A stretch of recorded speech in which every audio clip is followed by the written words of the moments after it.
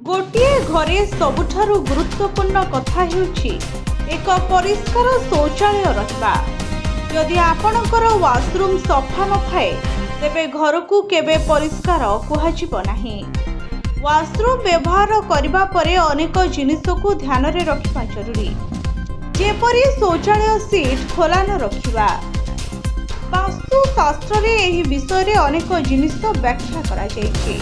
ଏହା ଆପଣଙ୍କ ଉପରେ କି ପ୍ରଭାବ ପକାଇବ ଆସନ୍ତୁ ଜାଣିବା।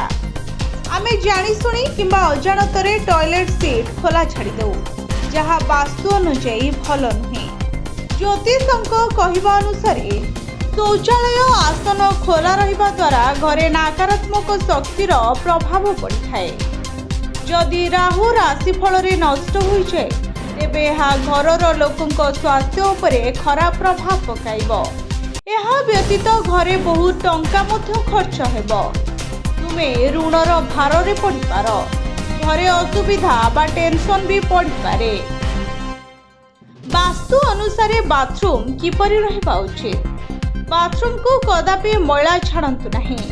ବାଥରୁମ୍ରେ ସର୍ବଦା ବାୟୁ ଏବଂ ଆଲୋକ ରହିବା ଉଚିତ। ତେଣୁ ଏହାର ୱିଣ୍ଡୋକୁ ଏପରି କରନ୍ତୁ ଯେପରି ସୂର୍ଯ୍ୟକିରଣ ଆସିପାରିବ। ଆପଣ ସକାରାତ୍ମକ ଶକ୍ତି ପାଇଁ ବାଥରୁମ୍ରେ ଗଛ ଲଗାଇ ପାରିବେ। ବାସ୍ତୁଙ୍କ ଅନୁଯାୟୀ ବାଥରୁମ୍ର ରଙ୍ଗ ଧଳା, ସବୁଜ, ହଳଦିଆ କିମ୍ବା ନୀଳ ହୋଇପାରେ। ବାଥରୁମ୍ ଉତ୍ତର ପୂର୍ବ ଦିଗରେ ରହିବା ଉଚିତ। ଏହାର ସଠିକ୍ ଦିଗ ଦକ୍ଷିଣ ପଶ୍ଚିମରେ ରହିବା ଆବଶ୍ୟକ। ମନେ ରଖନ୍ତୁ ଯେ ଏହା ଘର ମଝିରେ ନିର୍ମାଣ ହେବା ଉଚିତ ନୁହେଁ। ବାଥରୁମ୍ ଏହିପରି ଥିବାରୁ ସମସ୍ୟା ବଢ଼ିପାରେ। ବାଥରୁମ୍ରେ ଥିବା ମଇଳା ଘରେ ନକାରାତ୍ମକ ଶକ୍ତି ସୃଷ୍ଟି କରେ।